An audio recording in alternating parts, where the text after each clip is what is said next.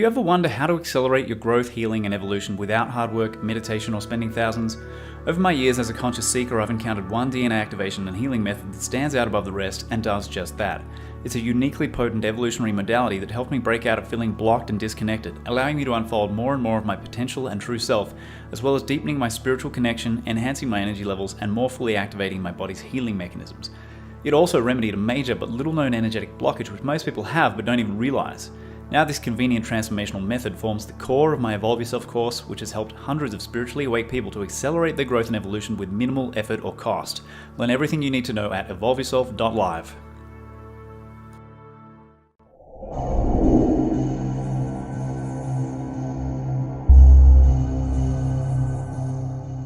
All right, welcome to this episode of Truthiverse, ladies and gents. Today I have the pleasure and the privilege and the honor of being joined for a second time on the show by Michael Tsarion, who for most of you will need no introduction whatsoever. He's a phenomenal researcher and writer across a number of fields, actually. Vast scope to his work. So today we're going to focus on female psychology, and this discussion is one that am I correct that am I the only person who's invited you onto a podcast to get into this so far, Michael? Yeah, we've shot the breeze on a couple of maybe one or two, because remember the people asked me to come on Brandon, about the female Illuminati. Yeah. They say psychology, and then it veers into the female Illuminati, and they're not really. Obviously, there's slight connections, but basically they're two different subjects. So, yeah, apart from John Cooper, we haven't done a deep dive. And then a lot of sometimes, I get invitations, but they're more of the MGTOW, or they're more, sort of like, bitch hating sort of men extreme groups, and I understand what they're all about, but I don't necessarily want to be, coming from an extremist point of view. Yeah. I can talk to them, but they don't even get my thesis. Women are bitches is about as far as they've got, and there's no delving into anything deeper. Yeah. So it's hopeless. It's a message that just falls on deaf ears, actually. Yeah. Okay. All right. Well, hopefully, I trust with my audience, and guys, listen up, get the listening caps on. And to finish my intro, this work stems from a book which, if memory serves me correctly, Michael published in 2019 called Dragon Mother, which is an exceptional investigation into the state of the female psyche and female psychology and all the blind spots and the stuff that nobody talks about. And then it was followed on by another excellent book called Adultism, which I highly recommend both of those. So if you haven't already read them, please do go and read them. And Michael's website, which we will remind you at the end, is dragonmother.org if you want to find these books and check out the material. So he was saying just before we started that this conversation we're going to have, this presentation, is based on a more recent article, which will be a continuation of these themes, but will be available on his website by the time this goes to air. So check that out as well, guys. dragonmother.org. So Michael, if you would like me to bring up that first slide, or just let me know how you want to go. We can do that in a minute. Yeah, just exactly that. There's, even if you don't pick up the books, the dragonmother.net site, .org site has about 10 or 15 articles free, and this one is going to be called Dark Mother Divine. Carrying on, themes. But when I wrote those books, there has been, as you say, new thoughts. We've done stuff on Enslaved about it, teasing it out because it's a new thesis. It's quite incendiary and controversial to that degree. It's just part of a larger campaign to push back on radical feminism, especially on wokeism. So when people read this latest article, it's carrying on that tradition. We'll get to the slides in a minute, but to preview it's that the whole thing will fall apart. This project of pushing back at feminism, unless you know what their tenets are. So I started reading feminist books at like 1990, after reading a friend's BA paper on just narrative art from a female perspective. And we don't want to get into all of this, but that's when it started. And for the first time, I was introduced to feminist works that make the case that you can see art, you can see film, you can see poetry, you can see everything from a feminine point of view. And this really, really intrigued me. So then you read the great writers. There's so many of those. And then you read the refuters, like Camille Paglia, who are feminists, but so much more sane, so much more respectful to the Western tradition. Not the third, fourth wave feminism, which is very, very deconstructive of that, and very hateful of that. So you just plow through it all. And what I wanted to do on this interview, thanks to you, is to then isolate just a few. There's 9 criticisms, and we'll go to those on the slides in a minute. But then there are, 2 to 3 extraordinary misgivings that you find, misrepresentations, and just faux pas that you find within the feminist narrative that are so obviously erroneous that it's hard to believe that they would base their whole attack on mankind based on these things. But they get away with it because, one, they're quite academic, they're quite intellectually, they're graded, they occupy high positions. And there was a spate since the 1960s where the whole world was listening to what they had to say. They had the bull by the horns, and the publishers just sucked up everything that they were writing. This is particularly in New York and American. You had your Gloria Steinems and all of that, all the different feminists. So with it came a whole torrent of information, which very few men will actually pare through and go through to see if it has any credibility. And I've done this, and I find almost nothing that they have to say has any credibility. And what we wanted to do today is to prove that point. You just can't say that. That sounds misogynist, or it sounds very antagonistic, but it's actually true. And so we just wanted to sample a couple, of things pertaining that they use to reinforce and substantiate their case against the male world. But when you go beneath the surface of these couple of points, you find out there's very little to substantiate it at all, and it's almost amazing. Now, as I said, some of this came out of the 60s, so you're dealing with quite a while. So you think that the pushback would already have happened. If somebody writes something in the 60s and it's absolute tosh, you would have expected, even feminists to say we're no longer using that, or we're not going to make this a plank of our theories, right? But they have this because it's threadbare. So you have to take what you can get. And this is one of their mistakes, because they've maintained certain planks in their ideology that are really, really weak. But then their whole premise is weak. So they end up sort of accepting what you can. Even this stuff is, it's plastic pearls from Hong Kong. It's not the real thing at all, right? So it makes the job of deconstructing feminism easier. And then other books have been written in the 80s were just as bad.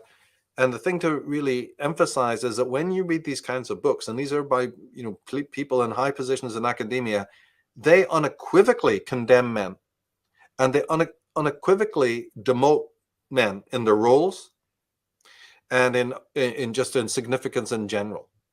And what they're doing is that they are demoting the solar world, as I call it, in contradistinction to the lunar world, which is the reign of the mother. And there's nothing wrong with that. A terrible mother is a different kind of being, but the dragon mother is a goodly soul who's the mother. And there's a mythology connected to that, and there's a psychosocial component to the role of mothers, and the role of women, and the role of lovers, and the role of wives, right? This is what I'm doing is not a critique of that. It's a critique of a pathological schizoid type who is in a deep sense of antipathy towards reality. And they're getting traction now. They're literally holding the reins of the institutions and the organizations within reality. And to get to that position, they've had to systematically demote. It's like a war against men, a war against men's roles, against their consciousness, against that kind of thing. And also, as we'll see, a war against the masculine within themselves. Mm-hmm. This is where it gets really kind of tricky, So, yeah, I just wanted to let that be known before we go for any further. But it's an ongoing understanding. But again, it's deconstructive because I'm going to their work to show the weaknesses in their work. Would you like me to put the first slide up? Yeah, go ahead. Sure. All right. Yeah, thank you. Since the 60s, one of the major planks of the feminists, these are the really academic ones, the highbrow ones, and they're teaching women, they're writing their books for women, they're writing for television, all that, is this concept that man lives in fear of women. And this is one of these utterly bogus concepts that somehow, and there's even men, believe it or not, that have written books on this concept. They've actually taken it seriously. And, you know, we could talk for hours upon this fallacy, but in the article, I bring it up. And that article, again, is a Dark Mother Divine. So this is one that one has to deconstruct, you know. And the analogy I use is that, well, first of all, the whole thing is nonsense. Men do not fear women. The only males that might do that are these beta males. They might find them, you know, the sort of hipster types, they might find themselves sort of daunted by strong or powerful women. Yeah, but the average alpha man who built the world, who went out with Alexander the Great, you know, to conquer things, and right up to today, the bridge builders and the infrastructure creators don't skulk in the corners in any fear of woman. And the proof of this, you know, so how this ever got into their works is really something to do with their own vanity and superiority. Take the woman, take the female form of the body. Do men fear it? Certainly not. They admire it. They lust after it. They desire it. They awe it. You can be in awe and wonder of the female body, as we all are. That's why the female form, you know, is replete in art of the world, but it's also in our magazines, and it's in our fantasy, and it's in our porn and all of that. So think of that. That's the woman for most people, isn't it? The physical form of a woman. Since when do you fear it? Where's the fear? Well, it doesn't exist. It's a figment in the mind of woke feminists who have a superiority complex, and they latched onto this concept that mans fear women. They actually don't. If anything, there's more evidence in the world that women hate men. Infinitely more evidence for that than there is for man, you know, fearing woman. It's not to say that some don't. Well, yeah, if you've been brought up by a terrible mother as a kid, yeah, okay, you know, you turn up on the chart as being a male who, you know, does have a sort of a pathological fear of women, but then even then, that's justified.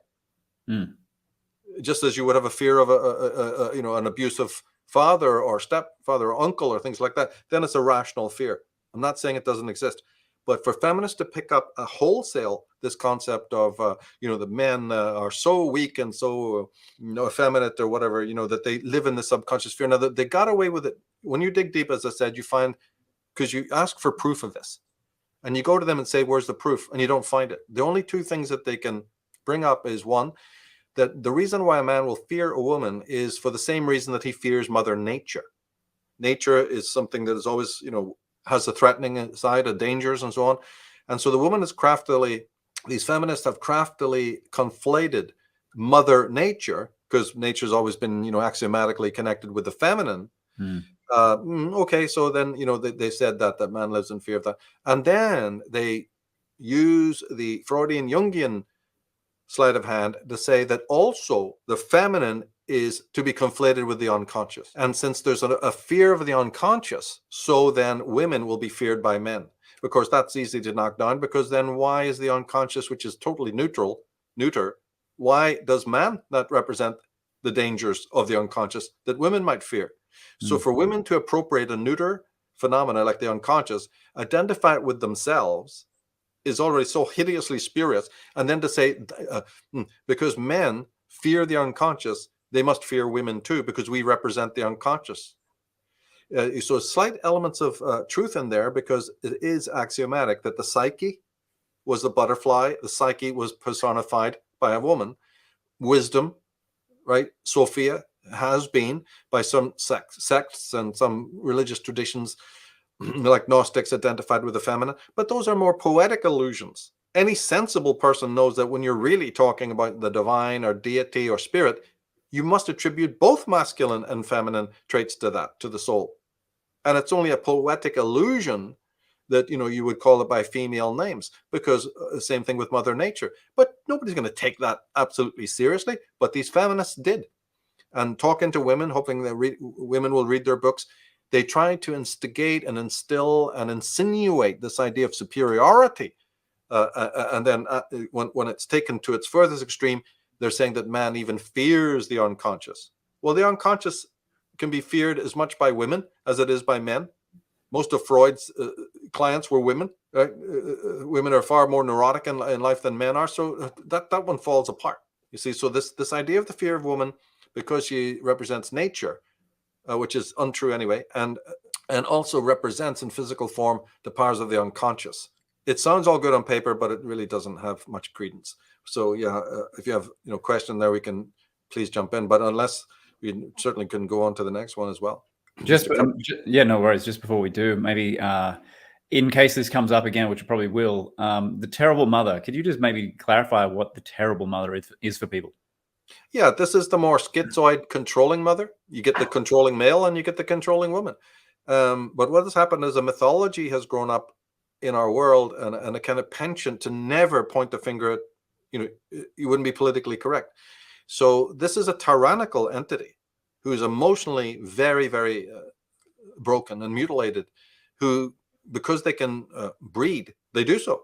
And they bring up, they're basically tyrants, but what happens is, where we can often accept a male tyrant, and we can identify that form, and we can even penalize it.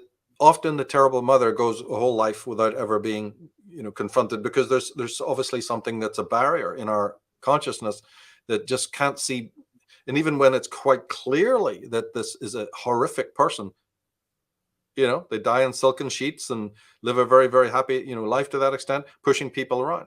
And so it's a deep, deep crime to be brought up by one of these people. And then the second crime is, not just what they did to you, it's that you have this cognitive block to ever really formulate proper rebuttal, to ever push back on these people. And that's what we see now socially. It's not just on the individual level. Unfortunately, socially, here is basically a criminal, an emotional criminal and a physical criminal that has never been confronted. And only when you turn to the great psychologists, Melanie Klein, Alice Miller, Karen Horney, and others like that, do you find the tools that you'll need across the way. Well, you get Heinz Kohut, you get R.D. Laing, and you get Jacques Lacan. What I'm talking about is well known in psychology, that you have these pathological types. And it is a terrible, terrible, see, because the energy of the terrible mother in her toxic relationship with her offspring is the actual root of all pathology. That's profound. Yeah, let's pull on that thread. Well, the next thing to say about it is that now that you see skyrocketing records of pharmaceuticals, Pfizer and Eli Lilly, right? They offer these products for depression, suicide, neurosis. Yeah, but who's buying them? Nobody's forcing you to buy any of this Haldol and whatever else they're sticking in your Prozac or whatever it is. Yet it's $1 billion, almost $1 trillion business. Right. So I've been asking from the beginning of my career, who's lining up at Walgreens, or whatever, or wherever, to take it, at Boots, mothers are bringing their children. That's a whole separate subject, by the way, but just forget about that. The human race, the statistics are out the door about how many people need these products. They need it because there's certain psychological syndromes that they're not facing, obviously. And this is one of them. The terrible mother is a phenomena that when you really get into it, like I've done, then you find out that relationship is the root of all pathology. But if you have a cognitive dissonance and you don't realize that, then all the drugs in the world are not going to help you. And all the so-called psychotherapy that also doesn't want to deal with mother is useless. So that's why we have more skyrocketing rates. And this affects women too. This is not any misogynist statement, because women, one of the manifestations of a deep, all of the pathology in girls, women, is matrophobia. What that's also I deal with in this work, in Dragon Mother and Adultism, is matrophobia, fear or hatred of the mother. And that is cognitively blocked as well. Girls are filled with this as they grow through their lives and into the teens. They've been violated so awfully by their mother, and many times even on a psychic level. So and then you block it. Same with boys, right? It's called the Oedipal complex. When you break it down, is really this conflict between son and mother. And Jung rightly called it Electra complex. And that's misunderstood even by Jungians. Electra complex is nothing more than matrophobia, which is, again, the conflict that ensues between a girl and a boy. If you have to split hairs, really, we just say Oedipal stages, and that should be enough. But Jung rightly said, well, Freud lumped things in a little bit too much. There are differences between the girl's experience of motherhood and the boy's experience of motherhood, and we want to go through that, and deconstruct it and just make it more clear. And all I'm doing is carrying on that tradition, but focusing much more on the girl's relationship with mother in this phenomenon known as matrophobia. And so all the other articles, deal with that, and so does this new one as well. These are incredible phenomena, but because they're blocked, and because we're not dealing directly with the source of pathology, this horrendous schizoid, emotionally mutilated creature, don't you see then that it leaves us open to these monsters? Monsters are created in our world. Leviathans of evil are created because we're not because of this taboo. If you can break the taboo and people then break through the political correctness, can look at woman and the criminal history of womankind, because there's a social aspect to this as well. Mothers didn't just exist in the 20th century. We're dealing with, a whole tradition of pathological women as well. So if you can look at that with the same kind of openness and bravery that women easily can demonize men, and the whole world just bows and scrapes and accepts it, man needs to also then look at the phenomenon of the female psyche without any kind of hesitation. Then I absolutely know that will deal with this other Leviathan. The way to destroy these bloody Leviathans of total evil is to not take their product. But how do you not take their product? Is to resolve issues within your psyche and yourself in another means. That's what psychology was for. That's what psychoanalysis is for. And just because a lot of people have, consider it taboo to look at the mother-child relationship, no, the time has come. Absolutely, the time has come for us to start looking at it, regardless of how controversial it is. And it's really fascinating. It was just a study that I get into that fascinated me, as I say, from 89, 90. I've never thought of it as being something controversial. It's just another interesting, fascinating subject that needs to be explored. Yep. Let's continue the exploration. I'll bring up the next slide if you like. Yeah, and one of the other we could cover this at length, but we won't, is this extraordinary phenomenon that you find in books as going back to the 60s of the deconstruction, unwarranted deconstruction of the central pillars of Carl Jung's theory. And Jung was very close to women. His own wife, Emma, was a trained psychologist and used to, really, make sure he was on the straight when it came to his analysis of women. And his mistress, Toni Wolff, a very famous character who was a trained psychologist, a brilliant analyst, and she was a mistress of Carl Jung. And these women made sure, and we're not, and those are only two. There was plenty of others at that time, and they made sure that he didn't get away with no nonsense. And yet, strangely, as soon as we get this second, the sort of third and fourth wave of feminism, they're coming after Jung's central thesis. And to give a little preview of what that is that it's called countersexuality. Or contrasexual, whatever you want to use. And that is that the soul of males is feminine and the souls of women is masculine. Now remember, the feminist tries to mix this up. Their sleight of hand, their footprint of criminality is that they conflate feminine with female and masculine with male. Wrong. Masculine and feminine are typologies. Male and female are genders. And anyone who tries to over-identify the two is already doing sleight of hand. Because by Jung's already statement, a male has a feminine side. Mm-hmm. And the woman has a masculine side. So anybody who tries to dodge that is already, Actually, it's a very common mistake. A lot of people make it. But usually it's a benign mistake and you don't run after it. But in feminism, you must watch because they're not making a mistake. They're doing it on purpose. So... But the point we want to get to is that what did feminists do with this? Because this is accepted, and thousands upon thousands of sessions and therapeutic sessions has been confirmed by hosts of Jungians, both men and women. It's accepted. Okay, they came along, these feminists, especially these woke ones in the 80s. But as I say, this has already been done in the 60s amazingly, and that is that they started to refute the idea that the soul of a woman is masculine. Now, why anybody? Well, we know why they do it, right? They're trying to eat away in order to, it's all done in the name of female superiority, actually, right? So what you do is you say, well, no, there is an animus. Animus is the Latin word for the male, that's in a woman. They go, there is animus, of course, but animus is sort of like a servant, some sort of like, glorified bellboy in our minds. And all the animus does is hold a big torch to illuminate the woman's soul. So the soul of a woman is not masculine, it's feminine. Right? Completely undermining what Jung had said. But yes, that feminine soul lies in darkness. So obviously we need the torch holder to come and show us what's already in our lap. Think of the high priestess card, right? In the tarot. But although that light is needed, it's only illuminating what woman already has in her spirit. It's not bringing her anything. And you go, well, yeah, okay, maybe I could work with that. But what they're really saying is that this extraordinary, so there's no masculine soul in the woman.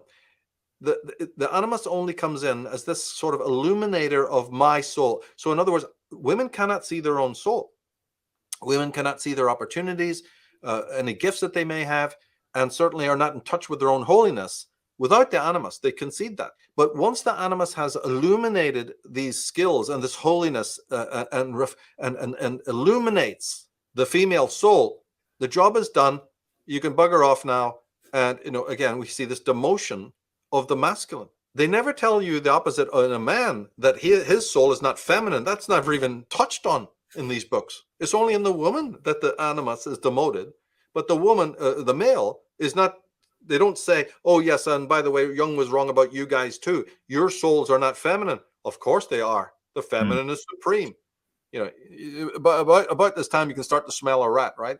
Yeah, so the male soul is definitely still feminine, but the woman is feminine.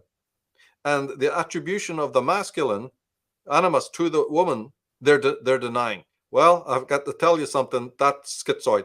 And it will actually lead to physical pathology, because you can't unseat the masculine in this way. And of course, we know what followed.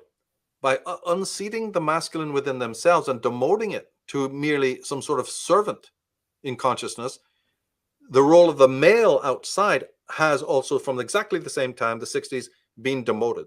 So if Jung was still alive, he'd look at this in horror. And he'd say, oh my God, what are you psychos doing? You are demoting the masculine within yourselves, which is tantamount to complete regression and meltdown and worse.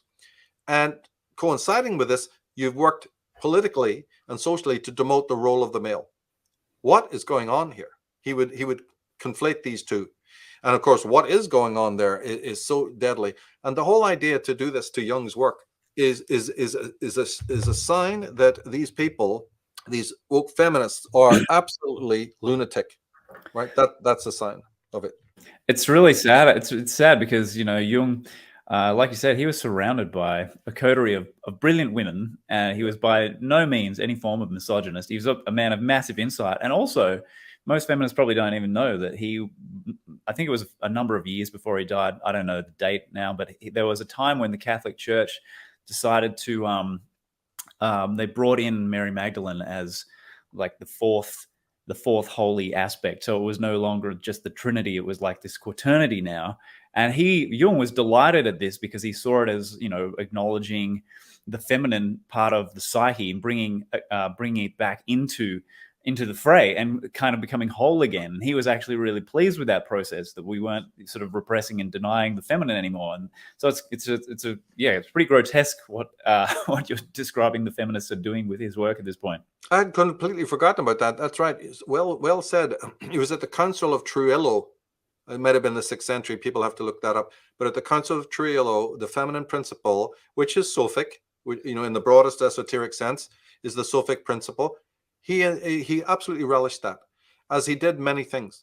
And even on an intellectual basis, it is absolutely astounding that he himself could come up with the anima theory.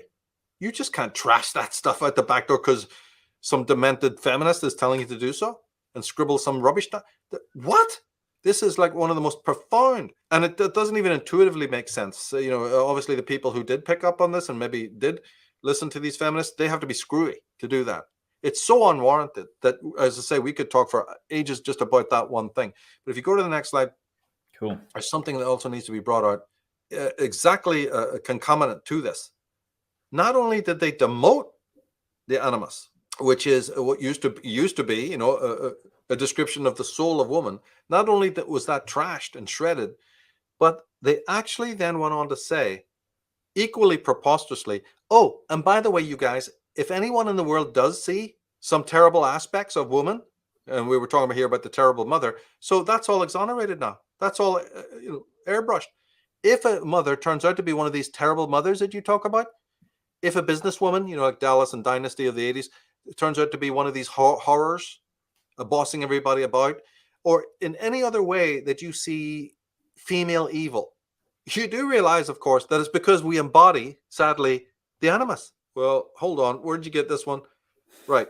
So not only is the animus demoted as being the soul of woman, she's displaced that to say, no, the soul of woman is fully feminine, all right, which breaks the contrasexual dynamic. But now that you've contained this animus, that is the force that makes a woman into a bitch.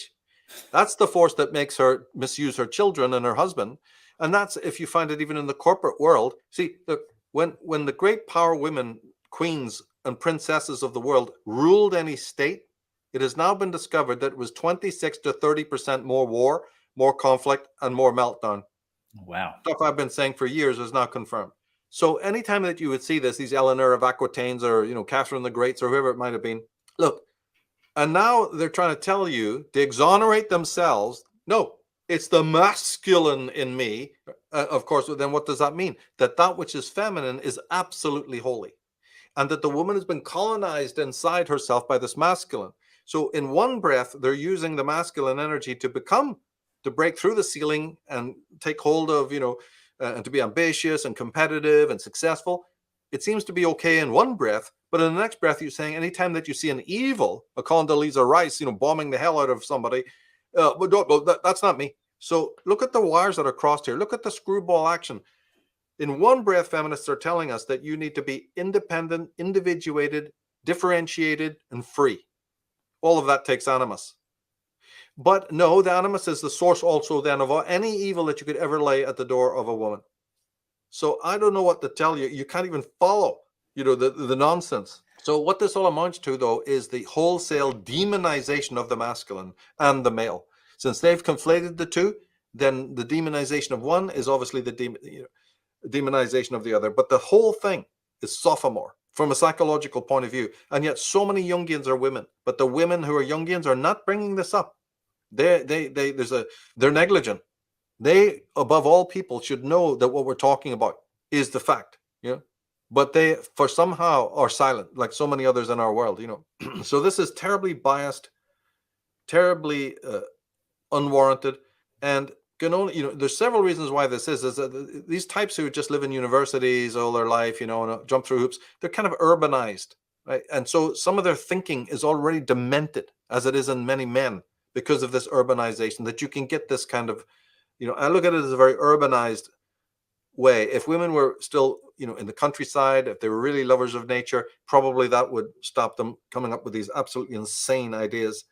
You know, just their own instincts wouldn't allow them to come up with this nonsense. Yeah, the domestication process has kind of warped the psyche a little bit. Yeah, and the strange thing too is that this does no justice to women. When these books are written, as I say, and then other women, goodly women, might be reading this drivel, this is then, you know, terrible. It infects because there's nobody there to tell them it's wrong. You see these people with PhDs that come from Princeton, Harvard, wherever, Columbia, you know, all this. So innocently, you might go to a bookstore, pick up a book like this, read it and go, oh my God, of course. Because, you know, a lot of it sounds good on paper and it seems substantiated. But have you read the collected works of Jung to find out? Have you read the collected works of, you know, Freud? Would you be able to sit down and go, no, this doesn't sound quite true? And also you break your own rules all the time. The way you treat your own children shows that you know, you're not consistent. In other words, you very much use the male and masculine energy to situate yourself in the world, in the urban world, but you have this doctrine that's written in books and is written in very high academic papers that the male power is something much lower. You gain from it in almost every way, and yet you abjure it. And then, of course, we haven't even talked yet about projections. How the idea of, you know, the feminist is very focused on the idea of projection. a woman must reject or resist the projections, the evil projections of males, and vice versa. Don't project don't embody those projections is their big thing, and also maybe cease projecting yourself on the males. And of course, this is yet another spurious idea, which leads straight to pathology and straight to schizoid typology. You'd ask what on earth is going on, but you understand it when you realize that the people espousing these ridiculous ideas are themselves constitutional moral inferiors. They may have high IQs and all of that, but believe you me, on a psychological level, they're very, very low degree. They're people of very low degree, and so they've misused their power in order to change the status quo and absolutely destroy what we know about identity. And something, one has to push back at that at all costs. It's vital that one does. You see, it's now been discovered, one last point on this, is that their ploy that the masculine energy is the source of aggression and anger can seem to be true, except that new findings now are finding out that estrogen, right, intake of estrogen in foods and drinks is also one of the causes of violence in men. So there's even science, now we don't want to waste time pursuing this, but there's a new theory that it's estrogen, the female hormone, that actually causes the aggression. So, this premise that I was telling you, we're talking about, is very, very weak. I don't look at it too much from the physical point of view. I'm always focusing on the psychological, but there is even physical evidence now that there's a different cause of this intense violence. And again, I think in the article I go into this more, but yeah, okay, let's move on to the next one. I think we've covered that. Okay, now this one again is more related to my own sort of work on this subject, but I think it's so important we had to talk about it, and that is atavism. It's an odd word, and it has many meanings. There's no doubt about that it's not just one meaning.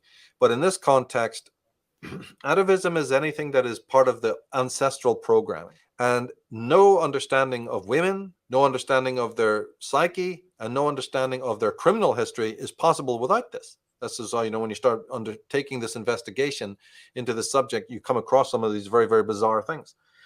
And of course, anything that is atavistic is working on the subliminal level. That means that women who may be acting atavistically aren't aware of it. And this is where the bridge to the female Illuminati thesis is stronger, because when my critiques of how the media, especially through women's magazines and any kind of commercials or anything directed toward women, that's what they're doing. And it is very subtle, and I've tracked it. People know, through Unslaved and all my work, I'm tracking this phenomenon of the modern media age, and that is that they are constantly stimulating atavistic instincts and impulses in the limbic realm of the woman. The woman has no idea what's happening. And so when you see these large changes, like the arrival of feminism and other traits of feminism, because remember, first wave feminism was not anti-male. So then how did it later become that? Right. So any larger movements like that often is that you're operating as a somnambulist. And men go through this as well, but it's more deadly with the woman because it's epidemic. It's been funded now in the tune of billions of dollars.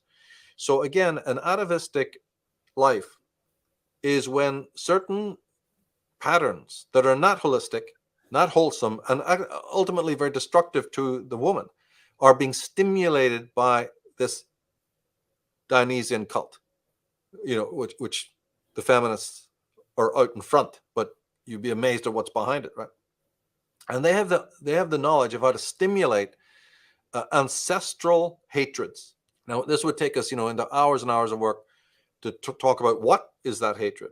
And very brief, it is the fact that in ancient times, and the dates are really hard to pin down here, but you could pick the 8th century BC. You could pick the rise of patriarchy. Patriarchy did not just arise all on its own for no reason. So whatever dates women give, and the feminist writers are always giving you dates about the Aryan invasions and the rise of the patriarchs that destroyed the matriarchs. Well, whatever dates they are, whether it's Paleolithic, Neolithic, and later periods, we'll have to leave that in abatement. The idea is that for centuries of time, women lied about paternity. and this is accepted by the top scholars and anthropologists, women lied about the origin of children. And to cut a long story short, and in doing so, they exalted themselves to the nines. Because, of course, when the fathers did not know that it was through insemination and mating that a child is born 9 months later, and this is amazing to people. I think people have a great difficulty grasping this. And rebutters will say, well, sure, they must have known through the animals. No, because animals give birth within days and weeks, not 9 months. I mean, it's so simple to answer that. It wasn't completely obvious. And the only way that it was slightly obvious is when your offspring looked like you. So women covered for that by saying that they looked not like you, but like the ancestors, your grandfathers. Yeah, well, still, how did they get born? Through the divine agency, through immaculate conception. And don't you know we're goddesses? What's wrong with you people? The angels did it. Immaculate conception, or a sacred animal, or there was a sacred part of the calendar, a beam of light. Remember Mary and the angel Gabriel? That's right. And so that's an instance of what we're talking about. So women perpetuated this lie of paternity for centuries. But to move the story along, finally, because there's a lot to that story, finally men started to realize, no, it's a lie. When the lie was busted, you get an extreme resentment from womankind. And that's one of these atavistic elements we're talking about. Because when the lie was discovered, women were not contrite. Women were not interested in losing their divinity, all falsely gained, by the way. Their exaltation of women in the mythologies and in the histories is largely a matter of deception. It's called the criminal history of womankind. Right? But the thing is that when the males caught on to this is how you get civilization. Cosmopolitan areas, walled cities are designed exactly because women now were under surveillance. So when men were away, the women couldn't play. Okay, so there's a lot to this, a lot. But women themselves were not particularly contrite, and they wanted their power back. Rather than being contrite, they resented men for discovering the lie, and then thought to themselves, one day we'll get this back. And that is the definition of an atavistic resentment, coupled with a promise that's in the DNA of woman to regain this exalted power, which aligns them with the gods. They had got it because giving childbirth isn't a remarkable thing after all. And so men and societies and cultures were willing to exalt women to the gods just because they have this ability, which is to give birth. Yeah, I can see that. That's something pretty profound if you wanted to take that up. But that led to an immoral action, which then, was discovered. The discovery changed what we know about man and made them, and is the origin of the patriarchy. So all these modern feminists who scream bloody murder about patriarchy, they caused it. This is when you get into the real history, not the history they want you to know. Patriarchy got created, love it or hate it, out of this, as men changed their, realizing that they've been suckered, right? Developed these priesthoods, developed a much more robust masculinity, all that, came to oppress women. But women have skewed the story so you don't get, what really happened. And it's about to happen again. Women are just setting themselves up for exactly the same thing that happened in ancient times. This feminism is the most deadly thing for women. But getting back to the story, the resentment that built up and the secret promise that we will have our power again. Now, do you understand in the world that you see where this all came from? Women are now, again, superior, and they're moving in droves to regain this power. But it's atavistic. And the media has been the one that took goodly women who had no such mode, weren't in such a desire to affront men. Like I said, even first wave feminism wasn't based on that. But through the media, working on the limbic, awakening atavism, this is a huge part of the narrative that we're talking about. And it gives them the traction and supports my thesis that this is taking place. Very, very important to factor this in. If you don't factor it in, the whole thing, you never get anything what I'm talking about. Factor it in and you're on your way to massive revelations about what's going on. And then it's not that you're blaming women, it's that this is an atavistic. Women are the ones who need to say, oh my God, I wake up from the spell, from the worm tonguing, that the media has awakening something to destroy our world. This is an attack on Western civilization. It's an attack on Western European man. and women are the doomsday weapon. And it'll never stop until they themselves take responsibility and say, no, I'm not for this. I'm countering this. I know that I'm being stimulated and hypnotized and mesmerized, and dirty things are being awakened in my consciousness, and I'm not going to let it happen. And I'm not going to teach it to my kids. And I'm not going to buy these stinking magazines and hand them to my daughter going, isn't that marvelous? And then watching them become bulimic and anemic and, anorexic and all the rest of it, and man-hating. The damage that's being done. So this atavism has to be, brought up. It's a target. It's not, these feminists don't love women. They want to get at men, and they'll use any woman. They don't care what happens to that woman, that they become obese, that they become whatever, deranged. They're being used as doomsday weapons. And the sooner that ordinary good women realize this, the better. Absolutely. But they won divine status, and they want it again. So that can be awakened at any time in a woman. And sadly, it is being awakened, and it's very hard to stop, because it calls a sense of responsibility to a woman, that it is a challenge, which is why most women are not bothered with it. It's a real challenge. Look what we're talking about here. It would be a gigantic effort on their part to withstand this sorcery. It's no easy task, but, obviously. Now, here's the irony of ironies. I apologize, because you would need to know about Jungianism to get this, but I'll try to make it as clear as possible. And that is that as all these feminists meant to advocate for the feminine principle. And in Jungianism, that's the anima. But irony of ironies, paradox of paradoxes, all these bizarre ideas that the feminist has in her head are actually generated by the anima to bring about their own destruction. And I say in the article, I offer more proofs than we can do now on this, right? But it's like a paradox. You see, and it's all done in the name of divine justice. That's why that article is called Dark Mother Divine. When you demote the animus, which, as I've just explained, they have done, don't they realize that all the archetypes are a counsel? Don't they realize the axiomatic fact that the psyche is compensatory? And what that means in practical terms is you mess with any one of the archetypes and the others come to its aid. So the demotion that's been done to the animus, women's demotion of the animus within them, as I've described, that they've shifted it, demoted it to a page boy or some sort of bellboy. Don't you see the havoc that creates archetypally within? Does Jung have to explain this to you? I mean, he would be frightened. He would be horrified if he saw this. What has actually happened is that when you mess with any of the archetypes, the shadow, the anima, the animus, other archetypes are compensatory, right? It's like you kill a woman's husband and she guns up. She suits up to go and seek revenge. So the feminist is being led to destruction by the very feminine principle that they think that they exalt.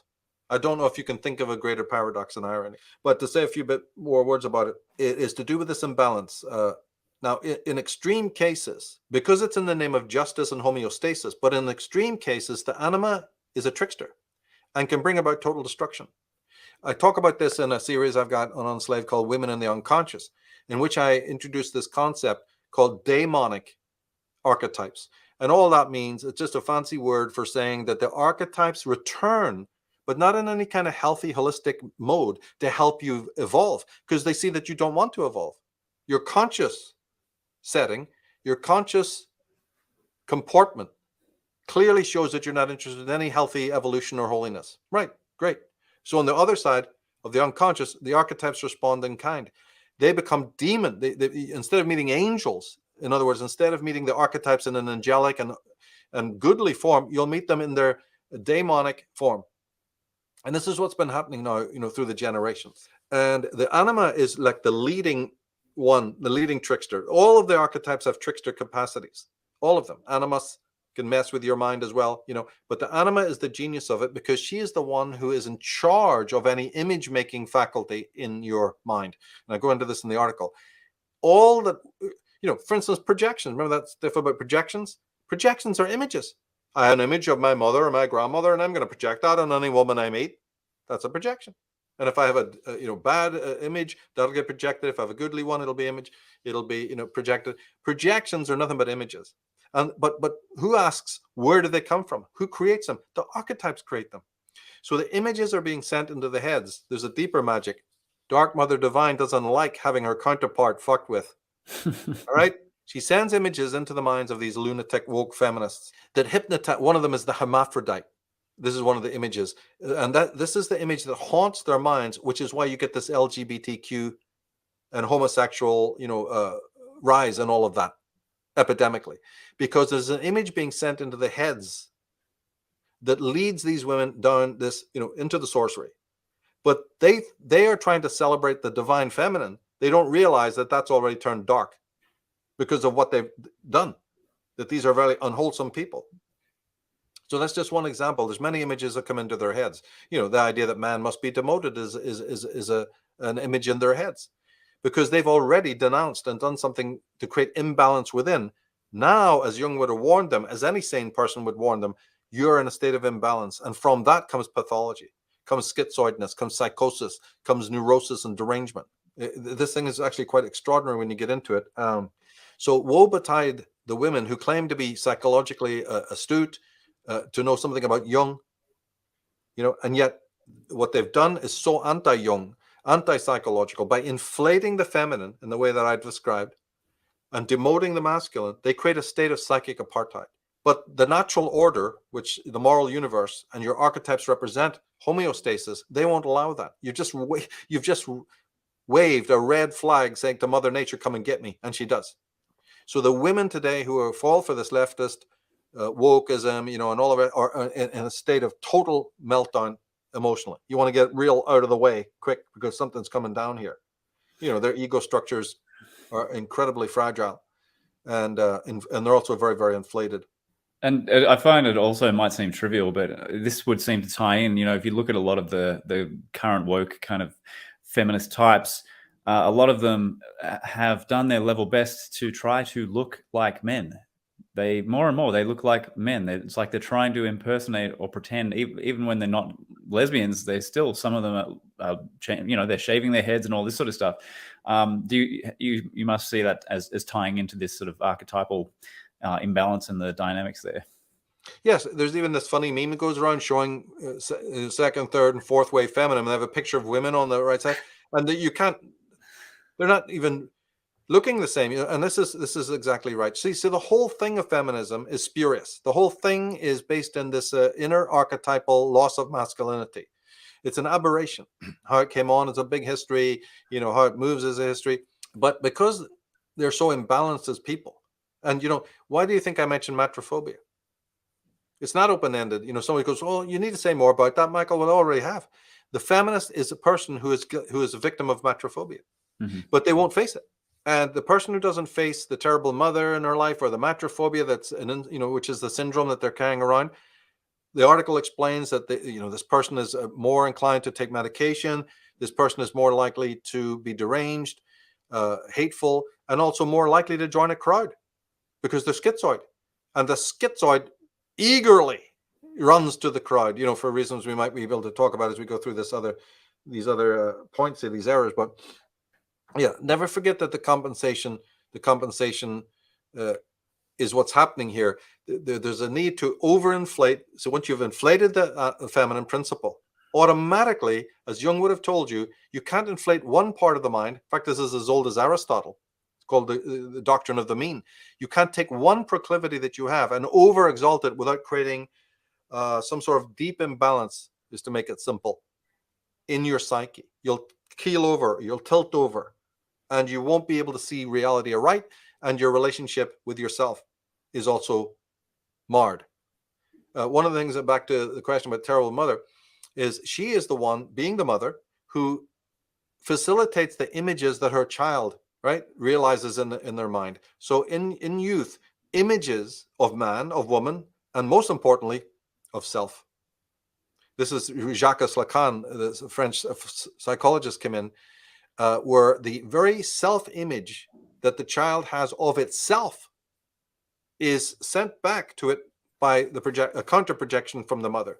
It's almost like the child projects onto the mother its own identity, expecting that identity to be held in trust and then slowly projected back over the infant period. So there's a stabilizing action. There is this reciprocal action, by the way, that a lot of people don't even realize is taking place.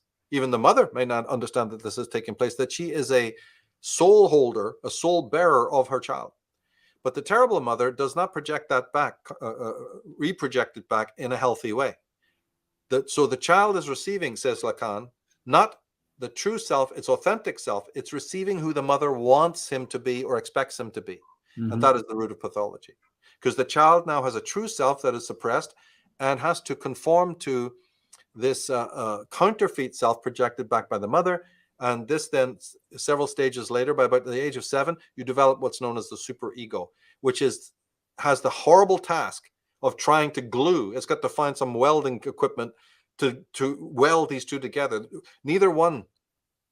The superego has no way of remedying it properly. It just goes, no, the only way I can think right now to hold you together is to stitch you up like Frankenstein. The counterfeit image remains because your mother has controlled your mind and your being and your behavior for all these years, so it's not going anywhere. But there's this quiet little still voice in there that's the real you trying to get out. So this Frankensteinian monster is created, with mechanisms, false mechanisms that aren't ultimately helpful to you, need to take birth in your psyche to make sense of this patchwork quilt. And that's called the superego, which is ultimately not your friend. But you need it just to even, it's like putting your fingers in the dam. It's just give me whatever tool I'll use. There's a puncture here. So all children are born like this, and the ones of the terrible mother have this extra level of conflict within their minds, and that is then the root of later neurosis and pathology. But I did say that the mother is also facilitative of all the images in your mind, and that includes the images of masculine and feminine men and women. That's why it's the root of pathology. I mean, it's bad enough to have your own self-image completely warped and distorted by the terrible mother, but the other images that you're going to carry into teenage life and then later into adulthood of how you see the men and the women are also equally distorted. Now do we understand? But it doesn't end there, because that person who's in that neurotic state goes to the Pfizers, goes to these monstrous Modernas, goes to the doctor, goes to the psychiatrist, goes, there's something wrong with me, help. And then they hand you products that got all these female symbols on it. The etymologies, seraphim. Now let's just, when I've been doing that since the beginning of my career, trying to show people the colorings of these pills. They're pink, they're blue, they're baby colors. So nice. They'll help you too. They're the happy pill. Don't you get it? And even the names, I mean, we don't even want to get into all of that. Let's go to the next slide. I mean, I've gone tired talking to people about that. Here we go. So First error, conflating female and feminine. Yeah, good. Thanks for going back to that. That one is simple. We've already alluded to it, that this is spurious. Only in normal conversation can you do that as just a colloquial conversation where masculine and feminine and male and female can be used in the same language, non-technically. But to try and conflate them for a purpose like this, a disingenuous purpose, I do consider an error, and it's done disingenuously all the way down the line, really. Remember, masculine and feminine are typologies. Male and female are gender. So try to observe it in yourself when you make that mistake. It'll help that when you're listening to these kooks, you'll see that they are making that mistake quite frequently, Yeah, we can go to the next one. Do you want me to read that? Yeah, could you? Okay. Cool. Denigrating the roles and significance of physical men, and follow up by exercising the masculine from their being, the second error. Yeah, we've said this one already now. So these were summaries of it. So the top feminists toyed with this idea back in the 60s. That really didn't work, because no Jungian or any other psychologist is really going to accept this. The demotion of the masculine within yourself, and this attempt to move the furniture around and demote, it's clearly seen as an inflation of the feminine. Their demotion of the masculine is clearly seen as a device for, to bolster feminine superiority, female superiority. And that's why it hasn't got an ounce of, and people really backed off of it, because they could see that this was just going to create even more gender conflict. So it kind of fell into the background, and then they just settled then for the more political, constant demonization of men, and even behind concepts like equity. Some of the things that are happening today, the political correctness, equity would be one, are cover terms for this equalization. But let's just move on and go to the next one. All right. Third error is ignoring possible and plausible solutions to their own questions about why women have been oppressed. See, this is the heart of my work, is that, look, there are other reasons, and we just discussed them. You remember that atavistic stuff? if you see that you're being oppressed, why are you so close to the umpteen other explanations for it? Well, because of course, why would the criminal want you to know about what we talked about? Their lie of paternity, the discovery of the lie, the following resentment, and then down to it magnified by all women through history, right? The atavistic. They're not looking at that. They're also not looking at matrophobia. But go to the next one. Fourth error, zero interest in the criminal history of womankind. Now, that is a totally legitimate study. So if you're introducing this to people for the first time, you go, it's just like studying, botany or anthropology or other kinds of subjects. Studying the lifestyles of Paleolithic humanity, whatever. So this is not in any taboo. It's not controversial. It's just another study. It's actually a very fascinating one because we're all born of woman. Don't you want to study your origins?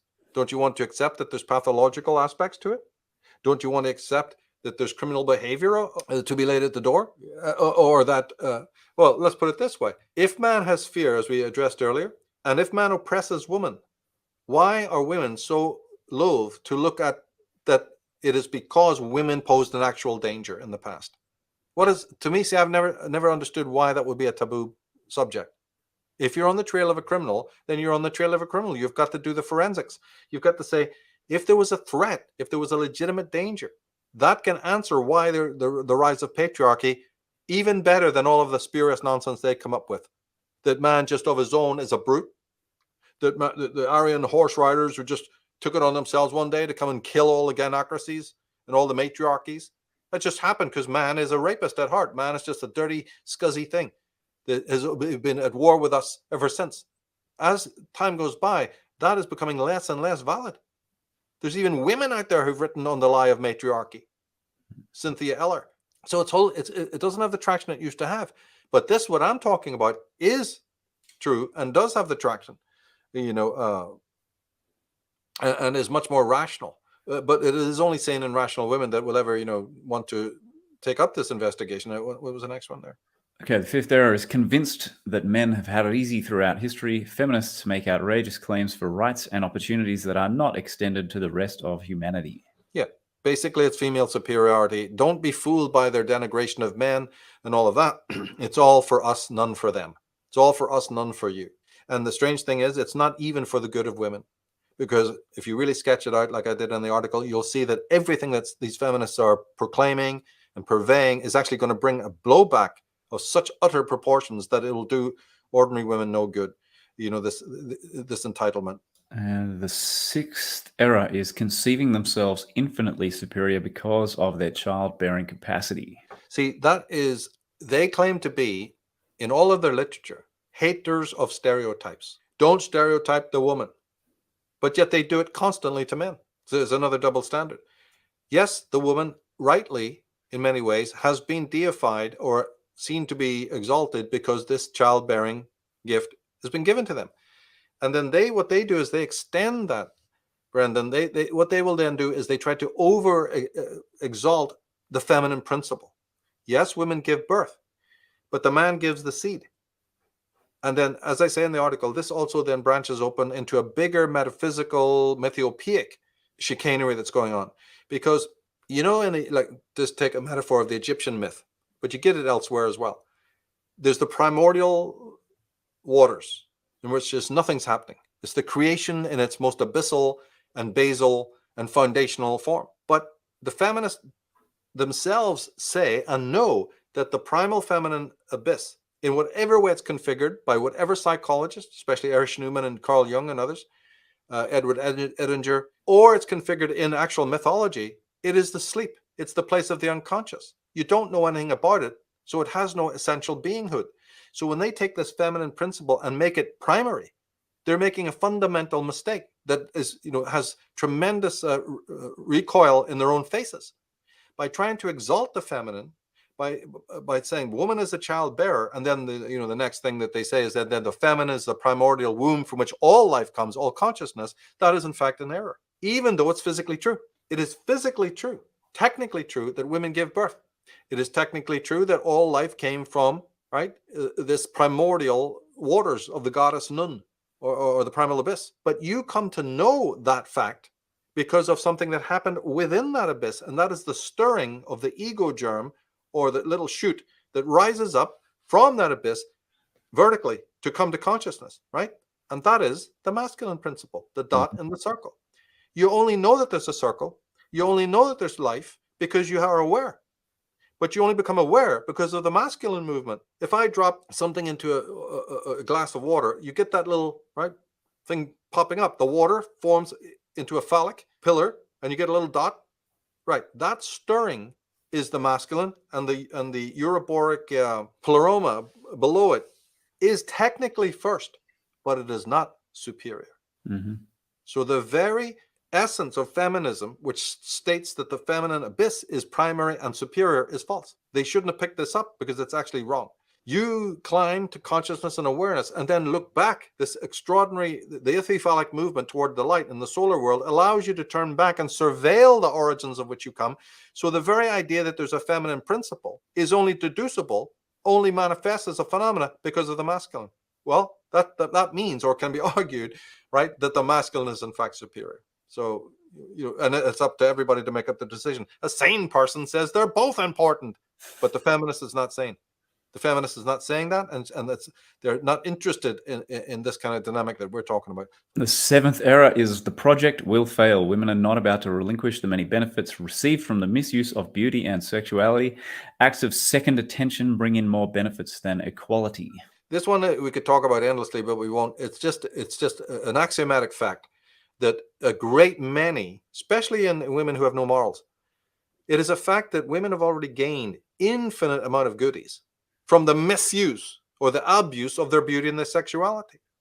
But in the context of what we're talking about, it gets worse, because beauty and sexuality are endowments from nature. The woman herself is not willfully in control of her beauty or her sexuality. These are endowments. See, in my other work, I point out something that runs alongside this. Women, especially these antagonistic, aggravated feminist types, hate man for his masculinity, his brawn, his endurance, and his strength. This is going back millennia, this hatred. It's one of the atavistic things I forgot to mention earlier.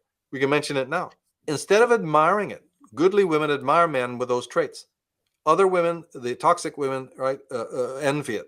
And they wish they had it. They wish they had those powers. But nature has ordained that you don't. So when you hate men for what nature has endowed them with, it's the same thing as hating nature. So where this idea came from that women are all natural and into the natural order and they represent it, like we said earlier, is a fallacy. Here's another proof that that's not true. Because if you were of nature, you'd honor men for the traits and the endowments that they have. And over here, you get the same thing. And again, a lot of their calls for equality is to cover this up. Second attention is the method. It's just a word for the method by which women seduce men. They may not sleep with them, but it's that idea that I hate men, but the first time I get a puncture, any old Eve and geezer lady, it's like if you watch the movie Bronco Billy with Clint Eastwood. So second attention is the method by which women interact with you normally, but there's a second attention of eroticism running below, and it's amoral. And just because it's ancient and has been done so many times doesn't make it any more moral. So the moral woman does not envy men, she admires them, and never abuses sexuality or beauty. And even in any case, those things are endowments. They don't come from your will. So they're from nature as well. Very, very important points to think about. The eighth error is total denial of the problem of matrophobia. Yeah, how many times can we say it? And of course, this then is back to the terrible mother. If you have a goodly mother, you're not going to have any high levels of matrophobia. You may have certain things you dislike about your mother, like you maybe do about your father, but it's not going to create a syndrome that's going to unearth your consciousness. And hopefully your mother has been goodly and knows something about this, about the programming, about how images work and projections work, and just doesn't disaffect your consciousness. But the terrible mother does. So matrophobia, I've many articles on this on the dragonmother.org site. If it's new to people, it is the chief syndrome that affects the mother-daughter relationship. So when you see these teenage girls choosing to go with thugs and criminals, jailbirds, lining up to have babies with serial killers and all the rest of the fucking shit they're into, right? It all comes back to this. You're sending signals back to mother. or in some way, you've been warped by that woman's horrendous influence in your life. And it's epidemic right now. So the trouble, though, is that women evade it. They'll take the medication, they'll go towards a debauched life, they'll become woke or whatever you see them doing today to evade this phenomena. What I'm simply asking is, don't evade it, and all this other nonsense will, you won't spend 5 seconds with it, and it will radically change. See, it's almost like they are turning to easy prey. Hate your father, envy the male, or hate the male. There's an underlying, phenomena, which is this dynamic between the daughter and her mother. In evading that, the simplest way is to join the thugocracy and to, embody these ideas that demonize men. And as I said, that doesn't lead anywhere ultimately. And also to do so means that you'll then have, on an archetypal level, woe betide you to affront the anima. You don't want this. Trickster is a mild word. And right now, when you see this nonsense going on, I see the anima at work. The very force they think they're building altars to is just shredding their minds. It's really horrendous to watch. And so it's one of the reasons I've been motivated to do this work. But I think that first one has to understand that the archetypes are compensatory and they can operate in a daemonic way. This is already an unusual concept that a lot of Jungians have never expressed. But it's actually very simple. Anything that you beat too many times, anything that you kick a dog too many times, is going to snap at you. It's going to return in an antagonistic form. And feminism is merely the socio-political manifestation of the archetypal upset and the return of the archetypes in a completely, much more antithetical and ultimately destructive mode. So this is, a message that goes out. Let's go to the next one. The ninth era is awakening and succumbing to atavistic energies and images which lead to destruction. They possess individuals and groups. Yeah. Summarizing what we said before about the media's role here, that there's very powerful forces behind this, that women in general, goodly women, non-goodly women, there's something going on within their DNA, so to speak, that's being awoken by people who know everything that I've just said. Everything that has happened in the ancient past that's still written in the psyche. I've said from the beginning of my career, you see, that they, meaning the elite, the controllers, the puppet masters, the architects of control, know everything about your psyche. Now we get a chance to even show more depth about that. You don't know about your past. The history books have lied, and we're not aware of the configuration of what makes the unconscious. Why is the unconscious even the unconscious? Things we could get into.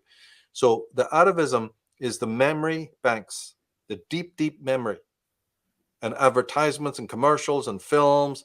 And slowly they've been working on women. Slowly they've been working on women to get them to where they are right now, to be thoroughly antagonistic. So that's another facet of this, that once you go to war with this, then you'll realize where the poison is coming from. This is being stimulated every day by $1 billion industry. They don't care how many people are destroyed, how many people go towards the pharmaceutical companies to alleviate the very, because it's weakness, isn't it? You're saying, I can't face looking at my existential issues, or my parents. That's taboo. So I'd rather kill myself from these medications. It's crazy. But another facet to that last part is, and again, it's the screwy stuff. If you exalt the feminine, as in the way I've been describing that they do, well, doesn't man have a feminine side? So if women today, these little woke snowflakes or whatever, harden themselves, or lesbians or whoever, like I said, everything can be understood today about, these gender fluidity and all of that from what we're talking about. If you harden against a male, you're a woman and you've grown up, you go through school, and you basically are cold and you're hard towards a man's feminine side, which is, I need nurture, I need comfort, I need you to look after me, and I need love, and I need sex. The more that women harden toward that and say, no, we're not going to take your projections, we're not going to yield, isn't that an affront to the feminine side of the man? Well, that's the topsy-turvy world we're living in. Here are people who exalt the feminine and forget that the man, all men, even a brutish man, has a feminine side, as mutilated as it may be. But a lot of men have a very healthy feminine side. It's not mutilated. Hey, girls, the moment that you say, I'm not servicing you, that is another affront toward nature. And the woman who's taken that to its extreme becomes a lesbian. That's why lesbianism is on the rise. It's not genetic. It's those people, those women who say, no, I'm not servicing a man, but I still have personal needs. I have a feminine side that needs to be succored. I have a feminine side that needs to be comforted. Okay, I turn to girls. What does the man do? He becomes homosexual. He goes, well, the girls aren't helping. The girls aren't yielding to me. It's terrible. And by the teenage years, they've worked this out and go, well, I guess I have to turn to men, and I'll come up with some claptrap to say it's DNA, it's genetics. No, it isn't. It's psychology. The man turns to man for any kind of comfort for his feminine side. There's a whole argument where, whether that's even going to lead anywhere. But I'm just dealing with the phenomena as it is. The turning from the feminine side of the man has caused all these aberrations. Then to cover it, they try to talk to you about nonsense, about genetic predispositions and all the rest. What any idiot can tell is total nonsense. It is not. You're not born gay. It's matrophobia, mate. But it happens so early, and you've got so many cognitive blocks into that dynamic that you would rather jump over childhood, which is what everybody do, jump over the Oedipal conflicts, jump over the matrophobia, and say, oh, no, I'm born like that. No, you're not. No, you're not. This is sociological. This is rooted in everything that we're talking about here. It's almost like, the decision gets made at a point in time where it's buried. It just ends up buried in the subconscious. And then, years down the track, they're like, oh, well, this is just how I am. And they don't actually, there's no memory of the process of like the conditioning or the trauma that prompted them to move in that direction in the first place. That's it. They don't even deal with it. Okay. And that is it. Yeah. See, the homosexual is the one who's signing off from what we said. The feminine side of man is not normally nurtured by the opposite sex. So immediately, without even knowing it, you could predict it from an armchair. Oh, that means that women will turn to women. That's right. That did happen. And men might even turn to men. Yes, that happened. Well, it's 1-to-1. You made a lot of... sorry, go. Finish that thought. But the key to what we're saying is that the woman is doing something wrong because she claims, the woke feminist is claiming to love and adore the feminine, except if it comes to being the other polarity within a man. What kind of nonsense do they believe? Why can't they see their own hypocrisy in this matter? In Dragon Mother... The mystery of homosexuality is solved in this regard, as far as I'm concerned. Needn't plague anybody anymore. But these are just a couple of points. There are additional issues, but those 9 I thought were concrete enough to say a newbie came in. I think they could mull over these. But this last one is very revelatory. Very revelatory, because in the turning away from the feminine side of a male, when women do this, when they harden against them as they've been taught and programmed. How is that their adoration of the feminine? Their own, at that moment, from the first point we start talking to the last, you can deconstruct feminism. There's not much left. There's really not much left once you do it this way. There's definitely not a lot that's logical or doesn't have double standards, as you've pointed out. And you made a lot of really interesting observations in Dragon Mother. You're talking about sexual orientation and stuff.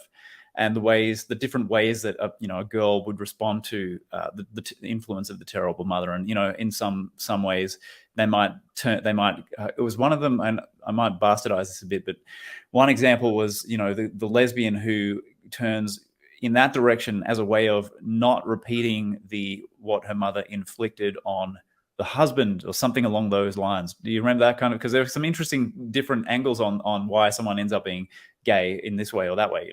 All of the typology comes about from this. Remember the 6 types: the masculine male, the feminine male, the feminine feminine, and the masculine feminine. The masculine female is the goodly one. She goes on to be a dragon mother. She admires what men do. There's no antagonism, and she doesn't misuse sexuality or beauty. That's the higher type. The masculine male, he's also a higher type. He gets on with being an alpha. He builds the solar world for the benefit of himself and the masculine woman. The feminine female and the feminine male, they're problematic, and then there's another creature called the chivalric male, who, although he appears on the surface to be one of these masculine men, he's far from that. So I had to delineate that type as well. So yeah, but in simpler terms, you're either going to identify with the power wielded by this Medusan mother. See, Freud's error was to think that the male, the father, is the castrator, that whole dynamic. And that the boy child, falls in love erotically with his mother. His secretary, Otto Rank, wrote a book called The Trauma of Birth, and came up with some different theories about that. And it precipitated a break between him and Freud. He'd been secretary for Freud for 22 years. It caused a shitstorm. But in his theories, he's either showing you that Freud already knew you're either going to identify with the object of your hatred, or you're going to try to be somebody different. So when it is understood that the boy's so-called Oedipal connections with his mother is to cover his absolute hate of her, this was confirmed later on by Melanie Klein. So let me explain it again. There are erotic moments, that form in your mind of a boy in relation to his mother, but those are purely compensatory. Under hypnosis and in deep therapy, you find out that that is to cover, it's like marzipan covering the deep, deep, deep hatred and fear. There's an element of fear here as well. But remember, we talked about that fear of woman is ultimately spurious. But if you can find it, it's here temporarily. But it's not fear. Fear, it's hatred, wrath, resentment, or again, more than fear. So again, fear doesn't really come into it at all, although it is there, obviously, as part of this horrific cocktail. So Rank discovered in his therapies that the boy is not afraid of the father as castrator at all. He's afraid of the mother, because she is also the castrated one. When he sees her naked, or he sees Nanny naked in those days, she lacks the male genital. It is thought then, so Freud thought that the child works out that the mother has been penalized by the father for some terrible crime, and that's how she doesn't have the genitals. That's what he thought. And father gets the blame for wielding the great scimitar, the great sword. Actually, it turned out later that this is not the case, and that in the deepest mind, in the deepest subconscious, all the children, the girl and the boy, know the mother is the wielder of the scimitar. And to make a long story then short, this is where you get the girl identifying with that power, or the boy identifying with the power. So it always devolves to the mother's power, not the father's power. And by the way, if he happens to turn out, as most men are, very weak anyway, this is only far more exacerbated. If you have a strong masculine father, it's actually a help, because then he represents, in the world that his friends, his colleagues, his world, his solar world, represents a necessary haven from the Stygian abyss and the smothering of the mother, which is all encompassing. This is more of the terrible mother, so I get into all of these dynamics in the book, because at the semiotic level, this is pre-Oedipal, the mother has complete dominion over the minds of both boy and girl. This is where the images come from, and all, the influence is enormous. Remember that thing about also sending back the image to the child? It's at the semiotic level that this is all occurring. Also, it does so continually, but this is where it really hits. This is where great damage can be done. And the rest of the Oedipal stages up to 7 years old are an attempt to rectify if there's been some real heavy-duty abuses, psychologically. Then there's 7 more years to work it out. But if the mother maintains control, it doesn't get worked out, and then you're just a mess. And then you're going to have teenage, you're going to have delinquency in adolescence, tics galore, like I said, criminal behavior. Everything we know about children right up to teenage years is sourced in this. So the father's world is seen as a haven, actually. So when the feminists demonize the father's world, don't you see what they're trying to do? They're trying to dismantle the only refuge that healthy children have to escape the Stygian abyss of the smother mother, of the terrible mother. If the feminists succeed in making that world so horrific, they're actually making it a shadow of the lunar world. They're bringing the solar world back into the lunar level.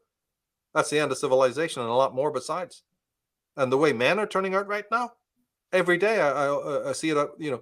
See it in the streets. They're winning. These soy boys, these hipsters, these millennials. They're not men. So this drag factor of the maelstrom, sucking masculinity down, is actually working with the media's help, with politicians' help. And something has to happen. Something has to be pushed back against this. But again, back to the point, you either identify with the object of your hatred. What a phenomenon. Isn't it enough to study that? It's so fascinating. Or you will healthily say, no, I register what I hate, and I don't want to be like that. I want to be anything but that. And then you more healthily move towards the solar world in a heroic way, and you seek for other imagos to embody. Hopefully some people in your family, but if not, you can go on and seek heroes in other areas, in books and so on like that. but then you'll escape most of this. So those 6 types are an attempt either to identify with the terrible mother and her extremely her great power, her big club, so to speak, or you will try to get the hell away. So these feminists then are the ones who haven't made it. They identify with the power wielded by the Medusa, and this is pathological. That's not going to lead anywhere healthy. It's because it means self-murder for yourself to identify with the object of your hatred, which means you're not facing the hatred. Then you're going to be what kind of a person? You're going to be a psychological freaking mess. Both as Reich would have said, your body armoring, and way more pathologies than that. You'll be a totally neurotic. Absolutely, you'll be a schizoid person. And the schizoid person then is well known to psychologists, and a lot of things can be now said. So I end my article by reinforcing this fact that they're schizoid, and then giving a little description of what it is to be a schizoid type. And we go into that description so that then when you meet one of these people, you're armored with a lot of information intellectually about them, and you can predict their behavior, and you'll not be so affected by that pathological type. They won't be able to win you over with some of the drivel that they've got their narrative. They can sway you if you don't know if you don't know your stuff. And it's really interesting. There's so many tangents that come off of this theme, but you did comment in the book on the way that some people, in response to this, the traumatizing by the terrible mother, you talked a lot about the crowd and crowd psychology, and they'll go and join the crowd. But I found it interesting. You also mentioned the religious personality as well, who uses the religion as sort of a surrogate womb, so that maybe that's a thread that we could pull on. I just thought that was a really interesting thought. Yeah, it is very important. As the superego gets created, you're either going to have a very feminine man, or you're going to have the masculine man. The masculine man obviously is more rational, more logical, wants evidence, and moves towards the solar world. And it's not that he's free of pathology, right? But if you understand what we've just said about the solar world being one of its hallmarks is as refuge from this regressive swamp, then obviously even our world will sometimes be over masculinized. War, soldiering, right? The man goes towards the gung-ho, 6-pack, and so then the feminist has a certain right to critique that. I'm glad we got to this. Because yes, there are elements of that are aberrant. What I'm doing is showing you the roots of how it came to be. So the ultra sort of hyper masculine side is over competitive, is ludicrous. And so if a woman critiques it, hey, I'm with you. I'm not like anti-feminist on that level. If your critiques are logical and they're saying this over masculinizing, but at least I want them then to also, critique its etiology. Bring it back to the terrible mother. That's the part missing from that level of psychology. Then you've got the other polarity. This is to answer your question about where religion comes in. The softer, feminine guy whose roots are actually very weak. He needs to he's also trying to escape the feminine abyss in his deeper core, because being male, even though as feminized as he is, there's this great struggle. So for him, religion then, mysticism in that theological sense, a God up in the sky is the thing to identify. Is the thing to cleave to and identify with. And they often turn towards Roman Catholicism because they have the feminine in there as well, right? Mm-hmm. Mother Mary imagery works for that type. And one can get into a lot of information about that polarity. So, and I do so in the book to show that the religious mentality is looking for succor. And what they're trying to do is they're trying to enter into the solar world, but bring elements of the feminine with them. That's how you get your Mother Mary cults and Lady of Guadalupe and all of that soft stuff. That's how you get the New Age movement, right? So it's still it's an attempt to stay within the solar world, but to soften the light a bit. Whereas the gung-ho masculine male, if he's in his more negative mode, he is just totally, utterly burned out solar. He's like full-on halogen, which is not good either, because that's an aberration as well. But more that would be the chivalric man. He's the more messed up. So that is why women prefer eunuchs, gay guys, queers, right? All of that, because those guys are highly feminized. And as we said, all of them have the secret agreement to not really nurture the feminine side of a normal male. This is where it all breaks down. That's how they get there to be defined. And look how many rainbow colors they've broken into, LGBTQ. Each one of them can be defined by this one thing I've just said. I am not going to service you, man. I'm not servicing your feminine side. But all of them then breach the very ideology they have, which is to exalt the feminine side. What a mess. You see? And geez, it's not going to stop here. This is just a teething. Just wait to see what happens. And then, as I said, one of the images that's thrown up in the warped mind that the anima sends you, this is a screecher, is the hermaphrodite, the androgyne. So all these LGBTQ types are trying to approximate an image that the anima, the one they think they serve, this is how cocked up they are, right? There's no psychologist going to fix this. Jung squared will never fix what we're talking about here, because this image is being sent by a daemonic anima that's going to take you fucking down. And see, once you irritate the archetypes, it's all over. Culturally and individually, you're a fucked. You can't fight that force. She's the dark mother divine, and you are in the shit. So she sends you this image of the androgyne, and in trying to, it's like that three men with the elephant. In order to try and discover how do I manifest this, you get your LGBTQs and the whole homosexual gay way thing as an attempt to manifest androgyny. But that's a false image sent to you by a very, very interesting force that you better not fuck with. Yeah, it's extremely interesting. It's very interesting. It's like this. You think you're worshiping her, but she's after your ass. She's coming after you. She's the bow girl. Yeah. You're going to be in serious fucking trouble when you feel that arrow going through your third eye, mate. It's what you're saying makes a lot of sense if you look at the way that these people are, the imbalance, and the way that they really are possessed, like literally possessed by this archetypal force. And so they think they've got one agenda at a conscious level. They're trying to do X, Y, Z, but really they're actually possessed. They're now vehicles or vessels for this force that has its own completely different agenda. Yeah. It's why they say the things they do, like that stuff about the primordial abyss. They superiorize it. It's definitely there, and it was first. I'll grant you it was first. But for you to try and take that and then conflate it with superiority, when obviously these are the highest academics in the land, they can't even read Jung or Erich Neumann. That stone, and then whatever stirs that phallic thing to iphy-phallic movement that brings you to awareness and consciousness as a lucid being that then can turn and analyze your roots. That is the superior one, if anything is. But they've done this inversion. Why do they do it? Because they've been possessed by the anima who's sending them these lunatic ideas, and they just become possessed by it. I don't know whether to laugh or cry. I really don't. It's so, but all I know is it's extraordinary. It's a mystery that puts you on your knees, to the archetypes, how they respond, how she serves justice. Yeah, this is although that destruction is a service of justice. It's very Shivite, but it's written into the very bones of the earth. It's written into the cosmos. It's part of the moral universe, and expect your archetypes to serve that force. Your conscious disposition, well, you're free to do whatever evils you want, and we have. But don't expect the moral universe to sign on for it. And the archetypes are nothing but agents of the moral universe. And we have affronted it in ways that are inconceivable. And our urban environments are that example in concrete. And then the lunatic ideas of the urbanized person, also show such, I call it mysteria. And we're coming to the point now where there's going to be definite blowback, from that cosmic order.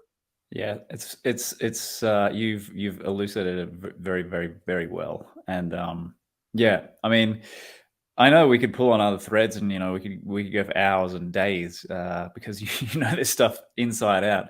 But was there anything? I'm just trying to think of anything that we should touch on or questions that I wanted to ask. But I think you've spoken to most things.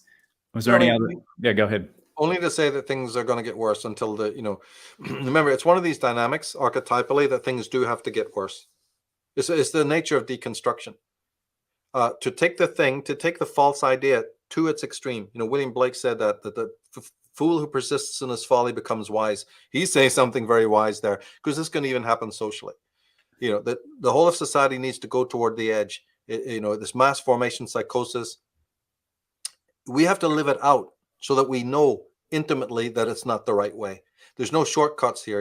A quick band-aid, go, oh, we moved down the wrong path. Turn around, guys. You can't. This is an army. You just can't turn that tank around. The road is completely one way. How can you turn all the tanks around, and all the army? We went down the wrong road. You've got to completely bring them all, to the destination. Then you will never take that road again. So there's many laws and rules in here.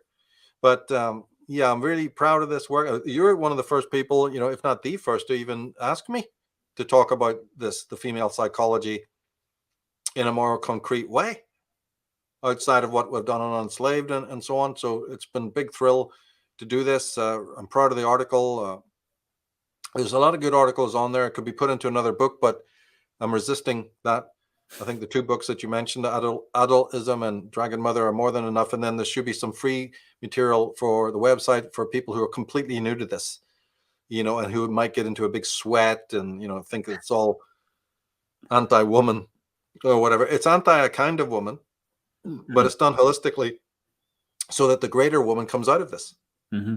These are all of this work is basically a helpful manual to the goodly woman, the masculine woman, who's seeing that her sisters are bringing the world to perdition and themselves to ruin.